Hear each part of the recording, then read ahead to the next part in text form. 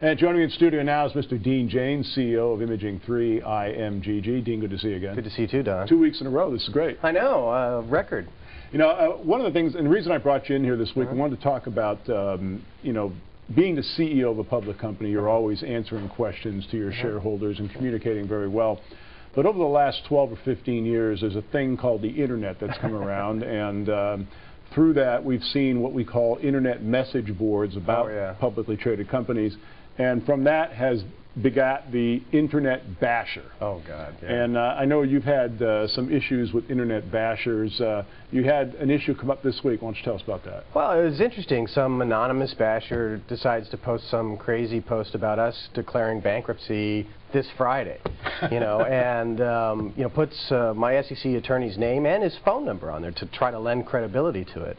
I mean, this is the exact same site that where its founder pleaded guilty to fraud and stock manipulation charges just in February. Wow. I mean, and so, you know, I politely asked to have it removed, and they removed my post, but keep that post up there. But, you know, I just wanted shareholders to know, you know, if any of them saw this, that it's a complete fabrication. It's not true at all. Well, what's really amazing about these bashers, as you said, they're anonymous. If you click on their profile, it says, we've chosen to hide our profile, and many of them are actually paid by stock manipulators that are trying to, I mean, evil stock manipulators that are trying to drive a price up or drive a price down.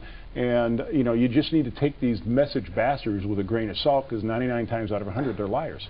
Well, it's true, and, you know, they have freedom of speech. You know, the SEC ties my hand as a CEO of a public company to what I can or can't respond to. And, you know, it gets weird. I mean, there's personal stuff, and you have to let that go. But you know, when it comes down to some material information, that's just, you know, for the small shareholder, that's a real disservice, you know, and that's, you know, I rarely try to even approach those kinds of topics whatsoever, but I mean, this one was, I think, something that needed to be addressed. Well, I agree, and of course, you know, getting the name of your securities attorney, that's in your public filings. Anybody can get access to that information. Absolutely. I mean, and I'm an open book. I mean, you Google me, you can find out just about anything you want. I mean, it's weird with the Internet today.